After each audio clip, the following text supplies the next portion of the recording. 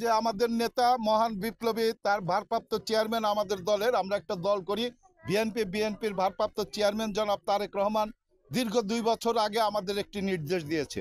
নির্দেশটি হলো আমাদের যার যার এলাকায় আমরা রাজনীতি করি, সাধারণ মানুষের কথা বলি, মা বোনদের কথা বলি, কৃষকদের কথা বলি, শ্রমিকদের কথা বলি।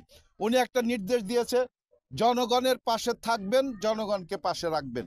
ওনার সেই স্লোগানের ভিত্তিতে আমরা গত 2টি বছর বিশেষ করে ঘিওর দৌলতপুর শিবালয় আমি ব্যক্তিগতভাবে এই 3টি উপজেলার সব সময় যে ক্ষতিগ্রস্ত হচ্ছে, বর্ষাকালে নদী ভাঙ্গন, ড্রাই কি শুকনা সময় ঝড় বৃষ্টি এবং অগ্নিসংযোগ, ঝড়ে যে ক্ষতিগ্রস্ত হচ্ছে, আমাদের কাছে খবর পেলে আমরা যতটুকু পারি ভারপ্রাপ্ত চেয়ারম্যানের নির্দেশে আমরা সেই সাহায্যটুকু নিয়ে তাদের পাশে দাঁড়াই। আপনারা জানেন ইতিপূর্বেও এই নদী ভাঙ্গনের জাফরগঞ্জ ইউনিয়নের নদী ভাঙ্গন হয়েছে, তাদের পাশে গিয়েও দাঁড়িয়েছি। যারা আগুনে ক্ষতিগ্রস্ত পুড়ে ঘরবাড়ি নিঃস্ব হয়েছে তাদের পাশেও দাঁড়িয়েছি। আমি এই মুহূর্তে এই ক্ষতিগ্রস্ত পরিবারের পাশে দাঁড়ানো ছাড়া তেমন কোনো কিছুই করা আমাদের পক্ষে সম্ভব নয়।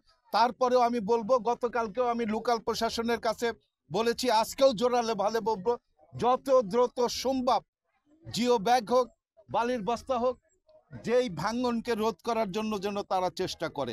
এবং এই চেষ্টা এবং এই এলাকার যে ক্ষতিগ্রস্ত জনগণ তাদের একটা প্রতিবেদন আমি কালকের মধ্যে আমার চেয়ারম্যানের কাছে পাঠাবো। উনি কি নির্দেশ দেয় সেই নির্দেশ অনুযায়ী আগামীতে এই মুহূর্তে তাৎক্ষণিকভাবে এই ক্ষতিগ্রস্ত জনগণের পাশে আমরা দাঁড়াবো। আর পাশাপাশি আমি ইতিপূর্বে ওনাদের বলেছি, এখানে আমাদের উপজেলা নেতৃবৃন্দ রয়েছে, এলাকার নেতৃবৃন্দ রয়েছে, তাদের সাথে আলাপ করে 2-1 দিনের মধ্যে আমরা আমাদের দলের থেকে আমাদের ব্যক্তিগতভাবে ওনাদের যতটুকু সম্ভব আমরা সহযোগিতা ওনাদেরকে পৌঁছে দিব।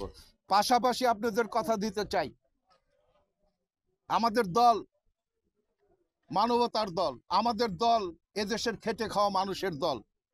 আমাদের দল যদি আগামী নির্বাচনে এই বাংলাদেশের ক্ষমতায় আসে, আমি 2018 সালেও একটি পরিকল্পনা নিয়েছিলাম, কিন্তু দুর্ভাগ্যবশত 18 সালের নির্বাচন পাতানো নির্বাচন হয়েছে।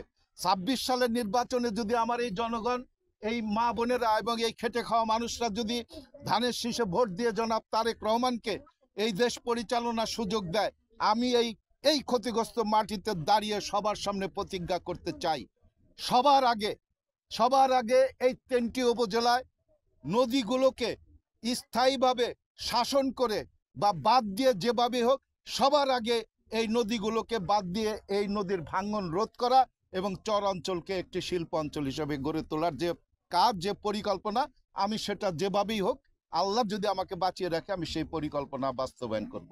এটাই আমাদের প্রত্যয়, এটাই আমাদের আজকের